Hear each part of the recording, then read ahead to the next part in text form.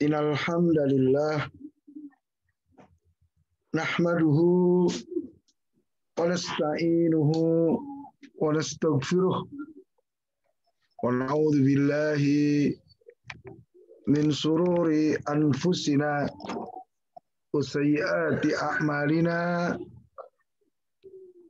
may yahdihillahu fala mudilla lahu wa may yudlil fala hadiya lahu. Asyhadu an la ilaha illallah wa asyhadu anna Muhammadan abduhu wa rasuluh.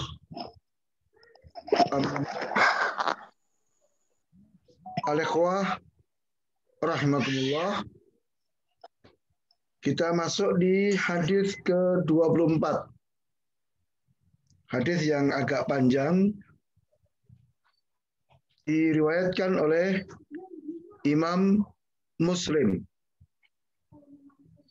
Nah, dari sahabat Abu Dzar Al-Ghifari radhiyallahu taala anhu.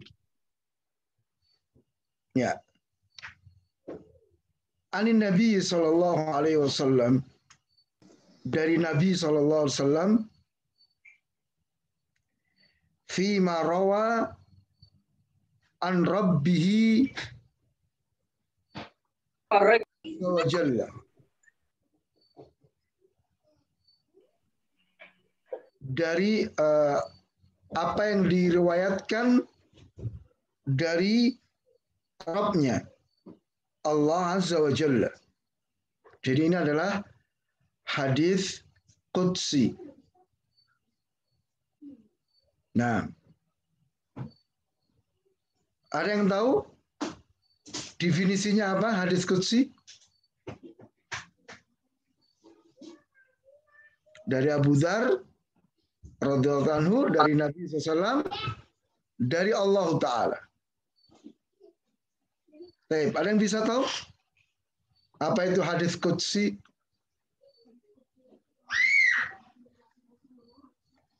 Hah? Apa pengertian hadis qudsi?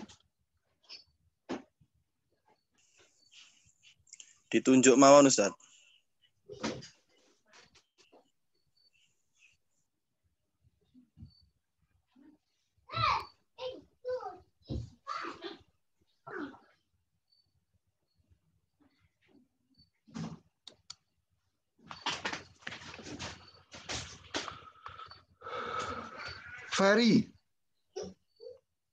Ferry Bagas, yang sesuai yang ada di grup. Apa hadits qudsi itu? La adri Ustaz, belum tahu ana. Baik, Yahya. Apa hadits qudsi pengertiannya?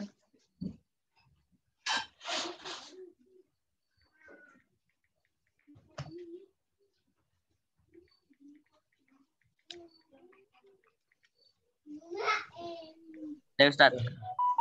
Ya. Hah? Ada yang tahu? Hadis qudsi adalah dari mana perkataan Nabi Muhammad disandarkan kepada Allah, atau dengan kata lain Nabi Muhammad meriwayatkan perkataan Allah. Nah, jadi hadis qudsi itu hadis yang datang dari Allah Ta'ala, diriwayatkan oleh Nabi SAW. Jadi wahyu dari Allah, cuman perkataannya redaksi hadisnya dari Rasul Sallallahu Alaihi Wasallam. Ini beda dengan Al-Quran ya. Kalau Al-Quran wahyu ya, lafadznya langsung dari Allah Ta'ala. Gampangnya seperti itu. Nah, taib. Di mana annahu qal, ya, Allah Ta'ala telah menyatakan, ya ibadi inni haramtu dzulma ala nafsi.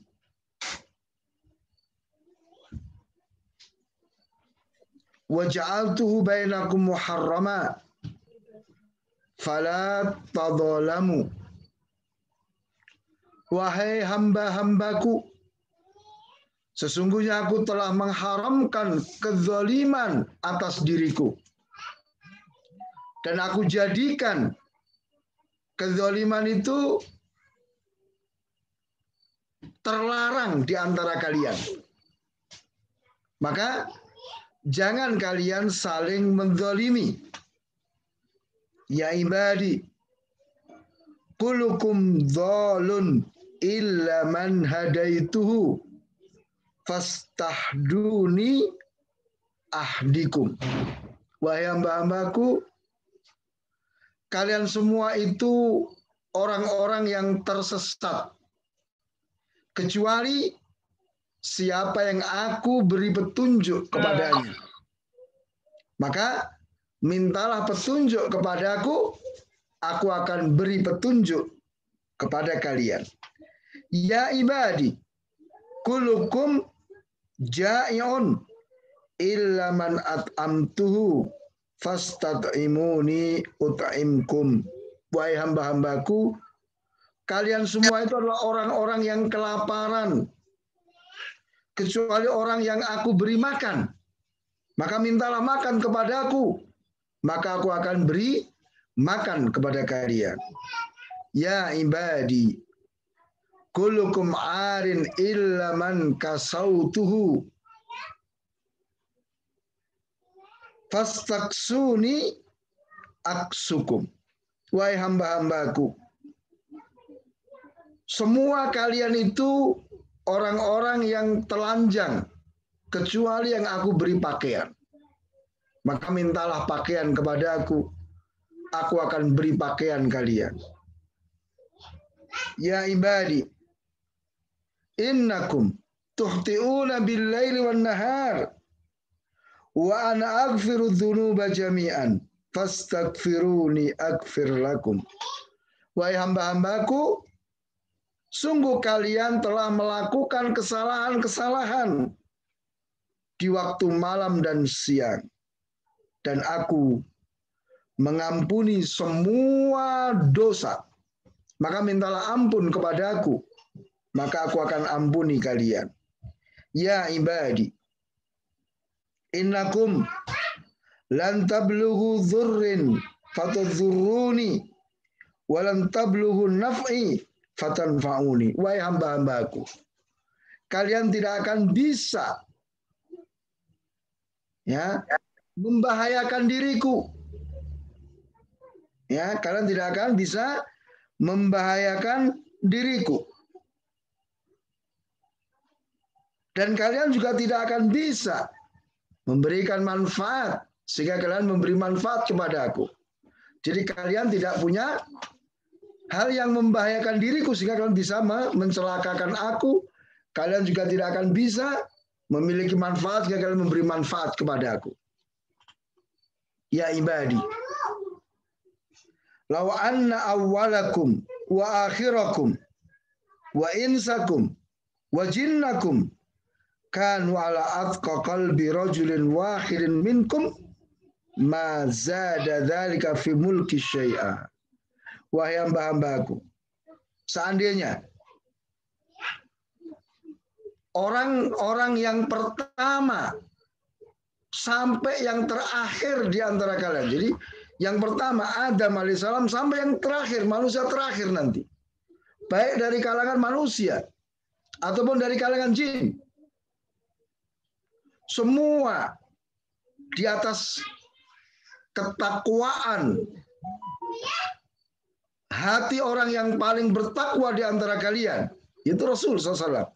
Jadi seandainya seluruh manusia sejak pertama sampai terakhir, baik dari kalangan jin dan manusia, itu memiliki hati yang bertakwa, semuanya bertakwa seperti orang yang paling bertakwa di antara kalian, maka hal itu tidak menambah kekuasaanku sedikit pun. Ya ibadi, Lau anna awalakum wa akhirakum wa insakum wa jinnakum kanu ala afjari qalbin rajulin wahidin mana qasa dzalika min mulki syai'a. Wahai hamba-hambaku, seandainya manusia yang pertama sampai manusia yang terakhir dari kalangan manusia dan jin semuanya ya di atas hati orang yang paling fajir, anggaplah semuanya seperti Fir'aun. Jadi seluruh manusia yang pertama sampai yang terakhir, jin dan manusia, semua itu orang modelnya kayak Fir'aun semuanya. Maka itu tidak mengurangi sedikit pun dari kekuasaanku. Masya Allah. Ya ibadi, lau anna awalakum wa akhirakum wa insakum wa jinnakum qamu fi sa'idin wahidin fasa'aluni a'taitu kulla insanin mas'alatah. Wahai hamba-hambaku, seandainya seluruh manusia sejak yang pertama sampai yang terakhir dari kalangan jin dan manusia semuanya berdiri di satu tempat, ya, di satu tanah lapang, kemudian semua meminta kepadaku, lalu aku berikan kepada semua manusia apa yang mereka minta, mana qasadzalika ya mimma indi illa kama yankusul mikhyatu idza udkhilal bahra. Maka apa yang aku telah berikan kepada seluruh manusia dan jin itu tidak mengurangi sedikit pun dari apa yang ada pada diriku, kecuali seperti air yang menetes dari ujung jarum yang dimasukkan ke dalam laut. Jadi jarum, yang kalian nanti kalau ada kesempatan main ke pantai, silakan bawa jarum, masukkan jarum ke laut, terus diangkat. Maka akan menetes air kan? Ya seperti itu. Jadi ya seakan-akan tidak berkurang ya. Karena air laut sedemikian luar biasa, ya, yang menetes dari jarum itu sangat sedikit. Ya ibadi, inama ya a'malukum uhsiha lakum thumma uwaffikum iyyaha. Wahai hamba-hambaku, sesungguhnya itu yang dimaksud adalah apa? Isi catatan, ya, isi dari buku catatan amal. Itu semua adalah amalan-amalan kalian. Ya, aku jaga, aku hitung untuk kalian. Kemudian aku berikan kepada kalian amalan tersebut. Faman wajada khairan falyahmadillah. Maka barang siapa yang mendapati dalam buku catatan amalannya itu kebaikan-kebaikan, maka hendaknya dia memuji Allah Ta'ala. Waman wajada ghaira dzalik, tetapi barang siapa mendapatkan selain itu, artinya berarti apa? Mendapatkan di buku catatan amalnya itu kejelekan-kejelekan, fala yalumanna illa nafsah. Maka jangan sekali-kali dia mencela kecuali dirinya sendiri. Ya, hadis yang sangat luar biasa. Nah, ada beberapa perkara pokok yang kita ambil dari hadis ke-24 ini. Ya. Yang pertama tentang masalah kezaliman. Ya. Di mana Allah Ta'ala telah mengharamkan kezaliman atas diri Allah sendiri. Sehingga tidak mungkin ketika Allah melakukan sesuatu itu menzalimi makhluknya. Tidak mungkin. Karena Allah telah mengharamkan kezaliman bagi dirinya, sehingga dia tidak mungkin melakukan kedzaliman. Seandainya Allah menghukum, mengazab, memasukkan orang ke neraka, itu bukan karena Allah zalim, tapi itulah keadilan. Ya, jadi Allah telah mengharamkan kedzaliman atas dirinya, dan Allah telah menjadikan kedzaliman itu perkara yang haram di antara kita manusia. Sehingga Allah perintahkan jangan kalian saling menzalimi. Ya. Jadi Allah Ta'ala menegaskan tentang larangan kedzaliman atau haramnya kedzaliman pada kita itu dengan dua cara. Pertama adalah apa? Dalam kalimat wa ja'altu bainakum muharrama. Aku telah jadikan kedzaliman itu haram di antara kalian. Yang kedua adanya larangan yang tegas, fala tadzalamu.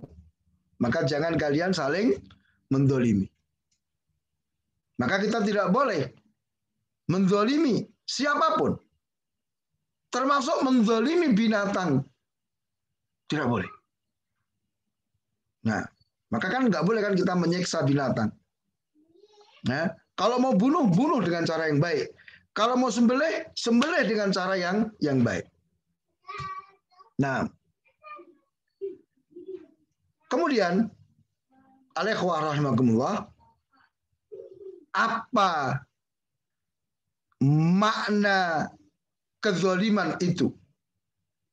Ma huwa zulmu? Apa itu kezaliman? Banyak ulama menjelaskan pengertian kezaliman. Tetapi definisi yang paling baik ya ditegaskan oleh Syekhul Islam Ibnu Taimiyah, wad'u syai'i fi ghairi maudhi'ihi. Meletakkan sesuatu bukan pada tempatnya. Itu zalim. Saya ulang. Meletakkan sesuatu bukan pada tempatnya.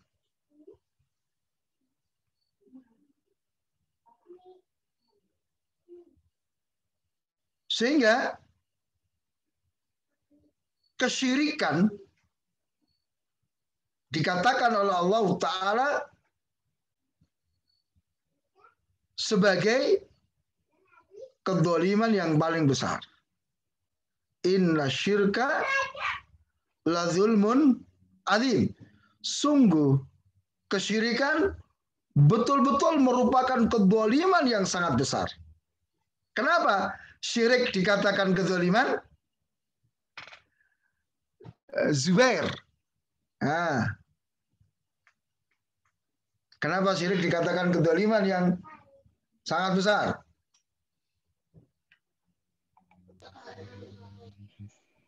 Jelaskan. Enggak tahu, tak. Tahu. Waduh.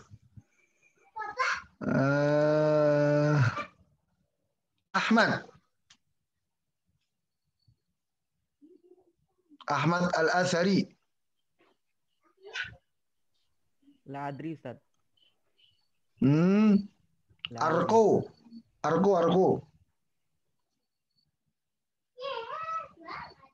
Arko, silakan dijawab.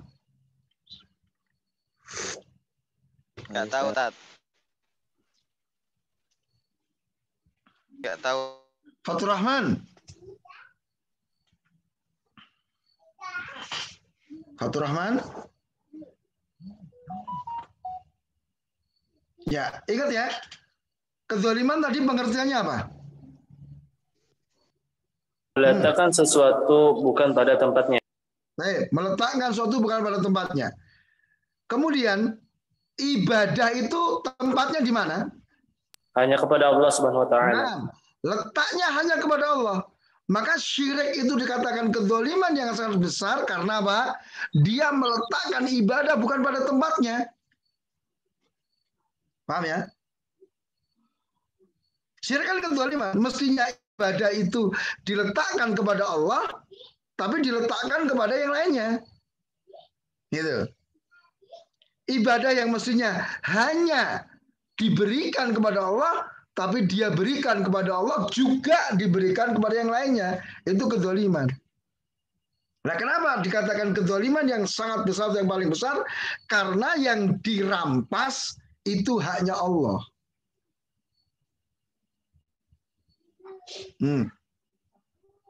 Ya, yang dirampas haknya Allah Ta'ala yang maha besar. Tapi misalnya saya kasih contoh. Ada orang mencuri duit temennya 5.000. Gimana pendapatmu? Perkara besar atau perkara kecil?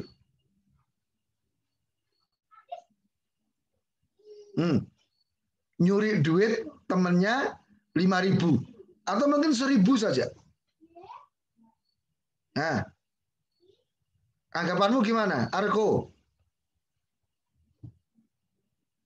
Ada teman mencuri uangmu 1.000 rupiah. Mungkin bagi kita anggap mau sepele kan, cuma 1.000 dan yang dicuri adalah apa? Milik temannya.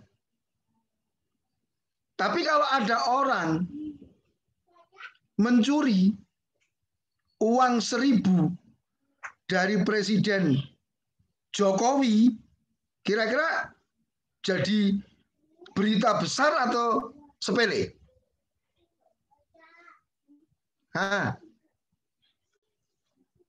Berita besar. Berita besar. Kenapa? Kenapa? Karena yang dicuri uang presiden. Nah, yang dicuri uang presiden, gitu loh. Bukan sekedar 1.000-nya, tapi kedudukan presiden, kemudian keadaan presiden yang dikawal sedemikian ketat. Kok iso? Kok bisa orang itu mencuri uangnya presiden walaupun 1.000 gitu loh? Ya kan? Maka kita jangan anggap perbuatan syirik itu kecil karena yang dizalimi adalah Allah Ta'ala gitu loh. Paham ya di sini ya? Nah, jadi syirik itu adalah kezaliman. Ya. Baik. Kemudian para ulama menjelaskan bahwa kezaliman itu ada 3 jenis. Ya, ada 3 jenis. Yang pertama adalah zalim, yaitu kesyirikan. Zalim dalam arti kesyirikan. Ya, sebagaimana Allah Ta'ala katakan di Al-An'am ayat 82, alladzina amanu walam yalbisu imanahum bi zulmin. Orang yang beriman dan tidak mencampur keimanan dengan kezaliman. Ulaika lahumul amnu wa muhtadun. Mereka adalah orang-orang yang mendapatkan keamanan dan mereka orang-orang yang mendapatkan petunjuk. Zalim di situ adalah kesyirikan. Yang kedua, zalim dalam arti menzalimi orang lain. Ya kan? Mencuri barang orang lain itu kan kezaliman pada orang lain. Nah, yang ketiga adalah apa? Menzalimi diri sendiri. Yaitu dia melakukan perbuatan dosa yang terkait dengan hak-hak Allah Ta'ala. Dia tidak sholat, itu menzalimi diri sendiri.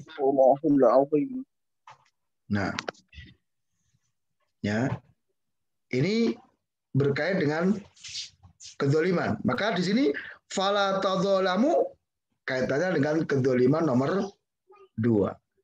Menzalimi terhadap orang lain. Nah,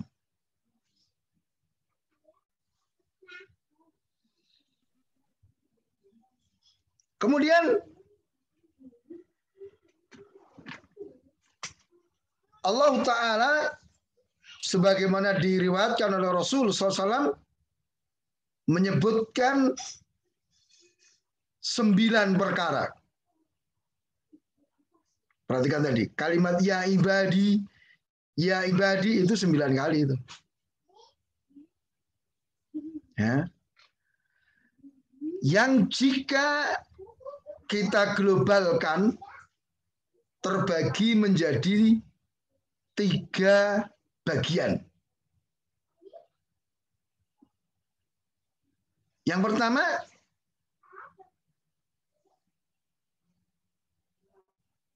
perkara-perkara yang menunjukkan kefakiran makhluk sehingga dia butuh kepada Allah Ta'ala. Ini bisa dilihat di mana Allah Ta'ala mengatakan, ya ibadi kulukum dhalun illa man hadaituhu fastahduni ahdikum. Wahai hamba-hambaku, kalian semua dalam keadaan sesat kecuali yang aku beri petunjuk. Maka mintalah petunjuk kepadaku. Jadi kita ini fakir. Butuh kepada Allah. Butuh apa? Butuh petunjuk.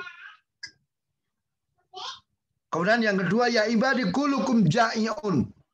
Wahai hamba-hambaku, kalian semua dalam keadaan lapar. Kecuali yang aku beri makan. Mintalah makan kepada aku. Ya. Kemudian kulukum arin. Kalian semua dalam keadaan telanjang. Kecuali aku beri pakaian. Nah. Kemudian yang keempat adalah apa? Bahwa kita ini orang-orang yang melakukan kesalahan, melakukan dosa di waktu malam dan siang. Tapi Allah menjanjikan apa? Bahwa aku mengampuni semua dosa. Mintalah ampun kepada aku. Maka ini dorongan oleh Allah. Jadi kalau kita mau ngoreksi kesalahan dan dosa kita, ya dari bangun tidur sampai bangun tidur lagi, itu nggak terhitung. Ya, lihat Rasulullah juga katakan, kullu bani Adam khata. Khata itu sighah mubalaghah yang menunjukkan banyak sekali kesalahan-kesalahannya. Tapi Allah Al-Ghafur, Ar-Rahman, Ar-Rahim, At-Tawwab menjanjikan ampunan bagi siapa yang mau bertaubat kepadanya. Siapa yang mau meminta ampunan kepadanya. Maka mari kita banyak-banyak beristighfar. Rasul SAW tidak kurang dari 70 kali beristighfar dan bertaubat kepada Allah setiap harinya tidak kurang dari 70 kali. Dalam riwayat beliau katakan, saya 100 kali. Nah, ya. Kemudian di situ ada juga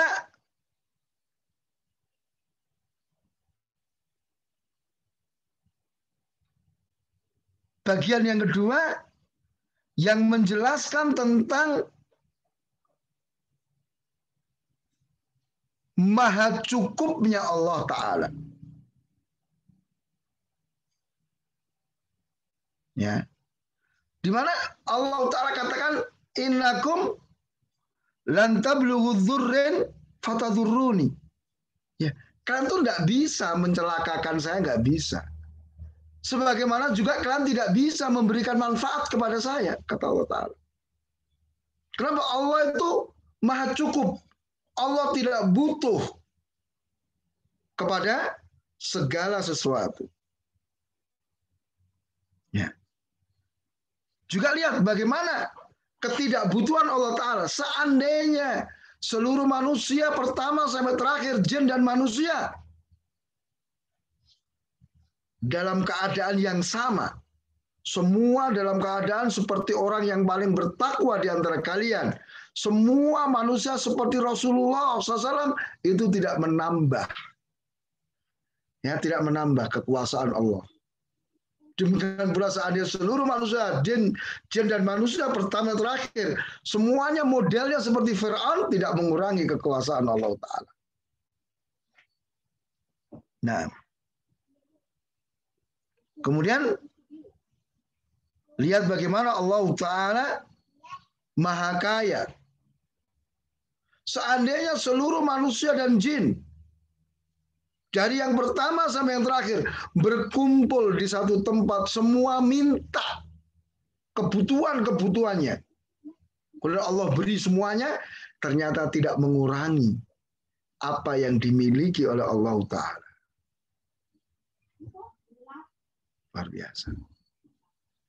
Kemudian bagian yang ketiga, menjelaskan tentang apa?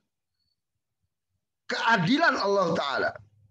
Menjelaskan tentang keadilan Allah Tabaraka wa Ta'ala, yaitu pada Yaumul Fasli, pada Yaumul Qiyamah. Ketika Allah Ta'ala membagikan buku catatan amal kepada masing-masing kita, Allah perintah apa? Iqra kitabak kafa binafsikal yawma 'alaika hasiba. Baca bukumu. Cukup hari ini engkau yang menghitung atas dirimu sendiri. Maka Allah katakan di sini, semua yang kalian dapatkan dalam buku catatan amal, itulah amal yang kamu kerjakan selama hidup di dunia. Aku hanya mencatat, ya. Aku akan memberikan balasan kepada kalian. Maka siapa yang mendapatkan dalam buku catatan amalnya kebaikan-kebaikan, silakan dia puji Allah Ta'ala. Barang siapa yang mendapatkan selain itu, berarti dia dapatkan kejelekan-kejelekan, ya jangan sekali-kali dia mencela kecuali dirinya sendiri. Nah, ikhwah rahimakumullah, sekali lagi ini hal yang sangat luar biasa, ya, dari apa yang dikabarkan oleh Rasul Sallallahu Alaihi Wasallam. Allah menjanjikan ketika kita semua mau kembali kepada Allah, semuanya Allah akan cukupi. Ketika orang tersesat, dia minta petunjuk, Allah akan beri petunjuk. Ketika orang meminta perlindungan agar tidak tersesat jalannya, Allah akan lindungi. Ya. Maka di sini hendaknya masing-masing kita kembali kepada Allah Tabaraka wa Ta'ala. Nah, jadi al-ikhwah rahimakumullah, setelah membaca hadis ini tentunya akan semakin berkembang, tumbuh kecintaan kita kepada Allah Tabaraka wa Ta'ala. Kalau sampai nggak muncul, nggak berkembang kecintaan, ya berarti ada penyakit dalam hati kita. Nah, dan faedah lain, al-ikhwah, hadis ini menunjukkan betapa sayangnya Allah kepada kita, betapa lembutnya Allah kepada kita. Lihat, ya, Allah mengawali dengan panggilan yang luar biasa, ya ibadi, wahai hamba-hambaku. Beda toh, hei kamu, tidak seperti itu. Dinisbatkan kita ini kepada Allah. Ibadi. Coba. Sama nggak misalnya ketika kita dipanggil oleh ustadz kita, hei kamu, atau ya Muhammad. Beda dengan kalimat wahai santriku, wahai muridku. Wah, itu rasanya lain. Nah, ini menunjukkan kasih sayang dan kelembutan Allah Tabaraka wa Ta'ala. Kemudian al-ikhwah, hal yang perlu juga untuk kita pahami dan kita yakini bahwa semua yang ada pada diri kita itu dengan bantuan dari Allah Ta'ala. Ya, termasuk ibadah. Iyyaka na'budu wa iyyaka nasta'in. Tadi, orang tidak mungkin mendapatkan hidayah kecuali Allah beri hidayah. Orang tidak mungkin ya mendapatkan makanan sehingga dia bisa kenyang kecuali diberi oleh Allah Ta'ala. Seseorang tidak mungkin ya bisa menutupi auratnya, dia bisa berpakaian kecuali Allah Ta'ala memberikan pakaian. Ya. Maka ini kita hendaknya apa? Memahami betul kalimat apa? La haula wala quwata illa billah. Tidak ada perubahan, tidak ada kekuatan kecuali dengan Allah Ta'ala. Jadi keadaan kita tidak akan berubah. Kita tidak akan memiliki kekuatan kecuali dengan bantuan Allah Ta'ala. Kita tidak mungkin merubah keadaan kita menjadi lebih baik kecuali dengan Allah Ta'ala. Coba. Berapa banyak orang itu sebenarnya mampu, dia punya pakaian. Tapi dia tidak mau menutup auratnya. Memang Allah tidak mau tutupi dia.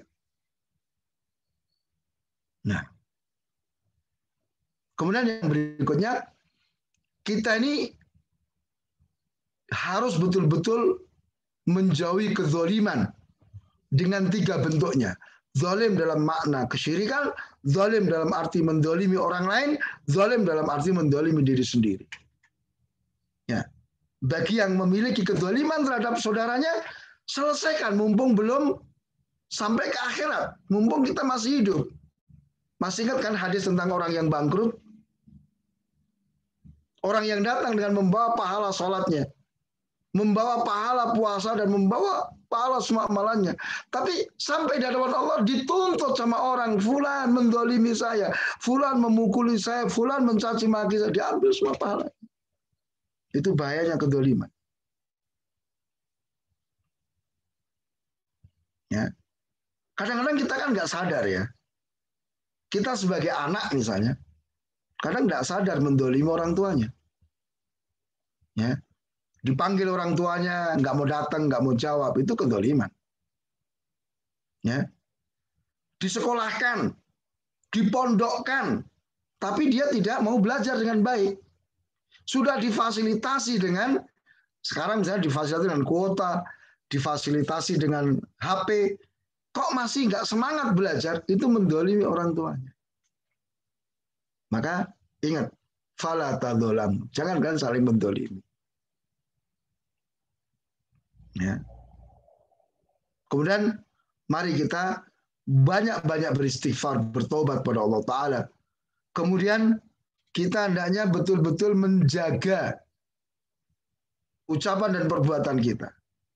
Karena apa yang kita ucapkan, apa yang kita lakukan, itu hakikatnya kita ini mendikte. Allah yang mencatat semuanya melalui malaikat.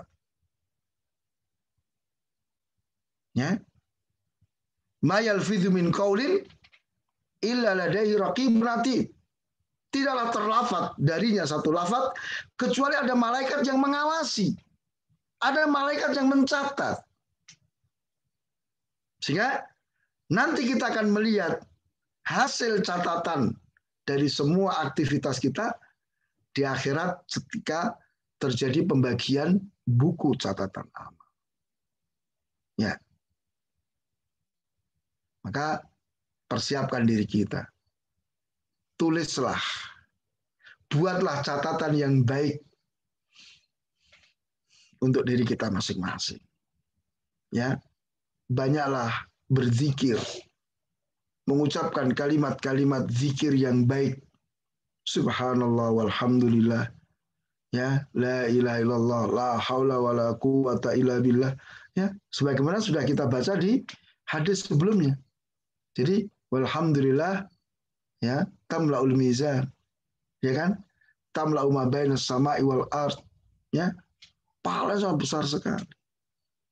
Maka daripada kita ngomong yang tidak bermanfaat atau bahkan ngomong yang dosa, kita ucapkan kalimat-kalimat zikir, sehingga itu akan menjadikan kita mendapatkan kebaikan-kebaikan saat buku catatan itu kita buka dan kita baca. Demikian, mudah-mudahan bermanfaat. Tafadhol kalau ada pertanyaan.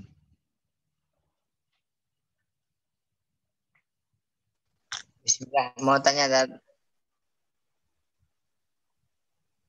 Nah, Tadi definisi hadis kursi tadi apa, Tad? Maknanya? hadis qudsi itu hadis yang diriwayatkan oleh Rasul dari Allah Tabaraka wa Ta'ala.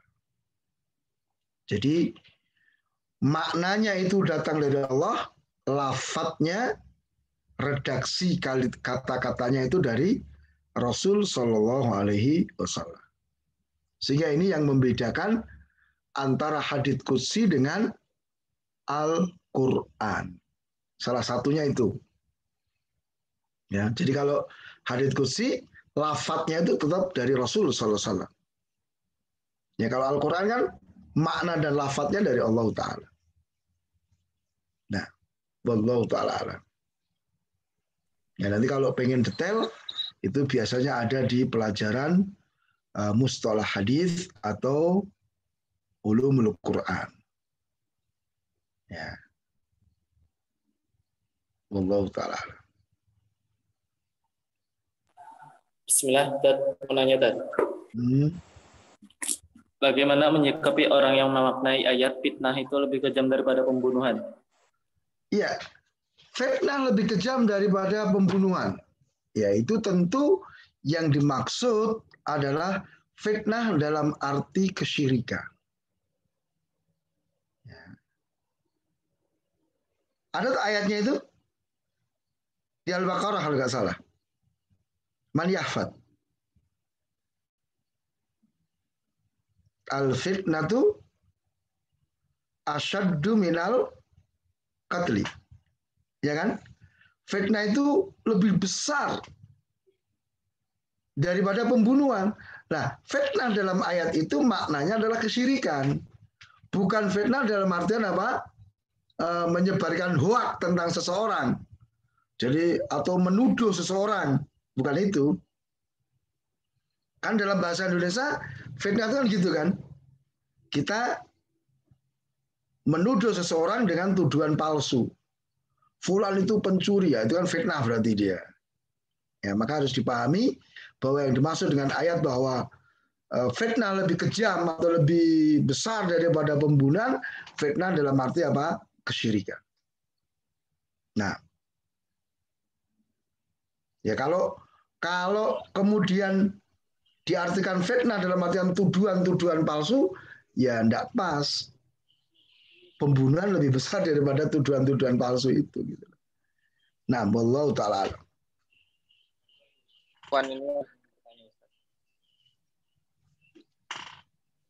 Apakah sifat iri itu bisa menjadi kesyirikan? Barakallahu. Sifat iri apakah bisa menjadi kesyirikan? Ya bisa. Ya kan? Lihat bagaimana orang-orang Yahudi. Mereka iri kan? Mereka sangat berharap Rasul terakhir itu dari kalangan mereka. Kan gitu. Ya kan? Tapi ternyata dari bangsa Arab. Nah, dari iri ini akhirnya muncul kekufuran. Ya. Dan sebagainya. Bisa juga karena iri. Ya akhirnya apa? Kita jatuh pada kufur nikmat. Yang itu merupakan bentuk syirik asghar. Ya kan? Gitu. Bahkan karena iri pula ya bisa menyebabkan seseorang akhirnya apa? Jatuh pada syirik besar. Dia iri tetangganya atau temannya itu kaya, akhirnya apa? Dia lari cari dukun supaya menjadi lebih kaya. Bisa seperti itu. Ya. Wallahu ta'ala. Sanallahu ilaikum. Tafadhol yang lainnya kalau ada pertanyaan.